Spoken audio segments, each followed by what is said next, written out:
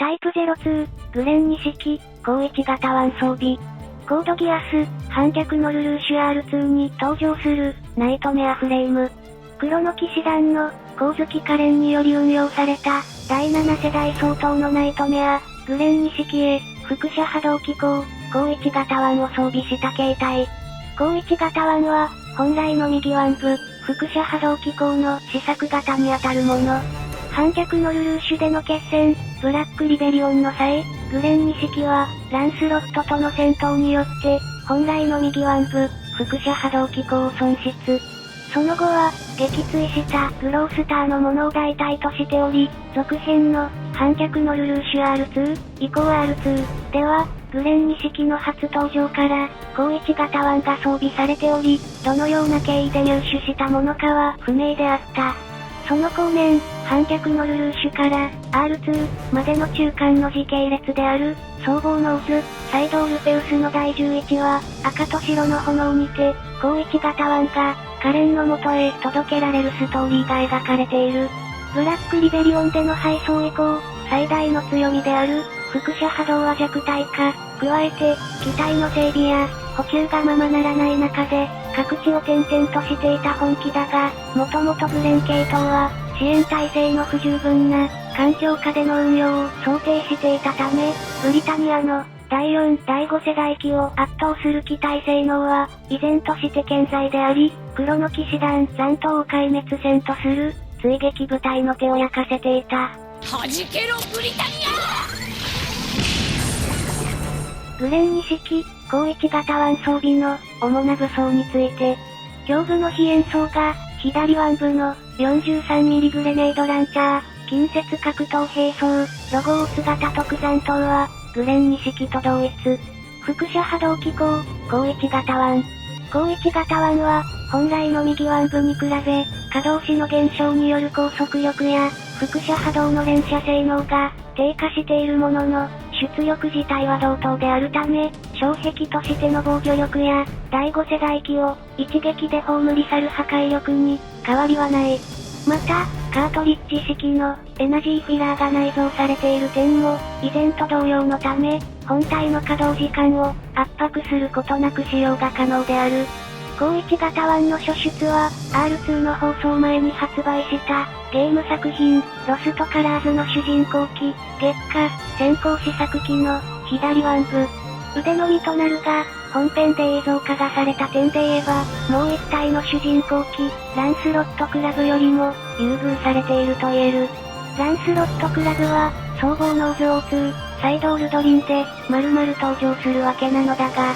グレン2式、高1型1装備の、主な活躍について、時系列では、総合ノーズ、サイドオルフェウスが初登場となる。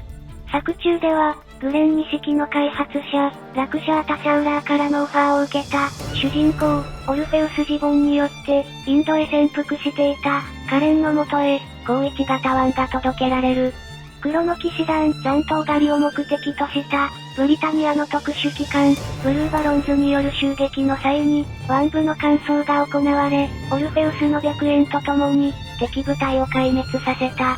この戦闘は、グレン系統の始祖、グレン1式を原型機とする兄弟機、グレン2式と白煙が共闘するという、アップル君的に激アツなシーン。その後、外伝、白の騎士、紅の夜叉の作中では、R2 の始めとなる、バベルタワー襲撃事件より手前の出来事が描かれており、主人公、赤木ベニオが働いていた、エリア11、神戸疎開に寄港した、黒の騎士団残党のカレンと共に登場。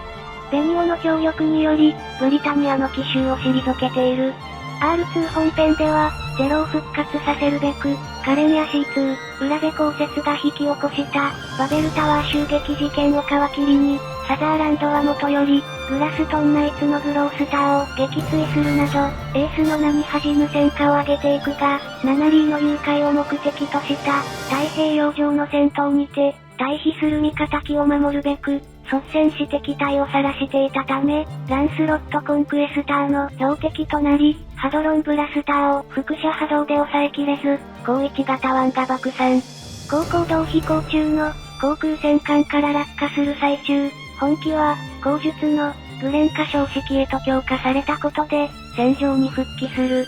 ちなみに、劇場版、反動では、R2 に関わるストーリーが、クルルキスザクの視点に改変され、戦術のバベルタワーや、太平洋上の戦闘、中華連邦での出来事の合間は、スザクがナイト・ブラウンズの任務で、EU に遠征しているため、本機は登場しない。黒の騎士団残党の、1年近くに及ぶ逃避行の中、本機は、失踪したゼロを待ち続ける者たちの、反逆の灯火として、燃え続けていたのである。タイプ02/F1A、グレン化標式。R2 に登場する、グレン2式の強化型。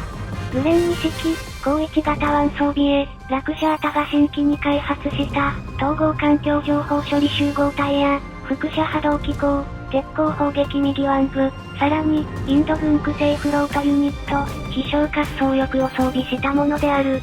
グレン系統特有の、近接戦闘能力と、機動性を維持しつつ、空戦を想定した、中距離から遠距離、広域攻撃能力が付与されており、総合性能はブリタニアのナイト・ブラウンズ専用機、第8世代相当にも引けを取らない。なお、機体出力の強化は行われていないため、目立たずも、グレン2式のマシンポテンシャルの高さを証明した機体でもある。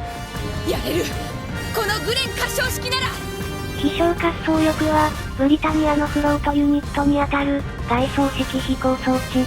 ガウェインの、フロートシステムを元に開発された、試作品の運用データと、ブリタニアの、量産試験型フロートユニットから取得した技術により、完成したものである。機体への装備、連結には、自立誘導のドッキングユニットによって、高高度落下中のグレンに対し、頭部や右腕と合わせて行われた。何？この主人公のような扱いは、笑。この、連結、というか、合体は、谷口五郎監督自身が、私的にこだわったものと言及しており、同監督が、勇者王ガオガイガーで演出を務めていたこともあって、一連のシーンには、似通った演出が見られる。また BGM の、エアサーフィングは、反逆のルルーシュの、サウンドトラック2に収録されていたため、本機は、ブラックリベリオンより以前に、登場させる構想があったのかもしれない。グレン化標式の、主な武装について。グレン2式、高1型1装備と同様に、非演装が、43mm グレネードランチャー、ロゴオーツ型特山灯は、グレン2式と同一。グレン化標式では、鉄鋼砲撃右腕部、飛翔滑走翼内蔵の、多連装ミサイルボットが追加された。輻射波動機構、鉄鋼砲撃右腕部。グレン2式用をベースに、さらなる改良を加えた輻射波動機構。近接攻撃や防御障壁の機能はそのままに、輻射波動を遠距離へ照射する、輻射波動砲弾の機能が実装されている。輻射波動砲弾は、輻射波動を、ガウェインのハドロン砲のような、ビーム状に照射するものであり、直撃した対象に、輻射波動による内部崩壊を引き起こす。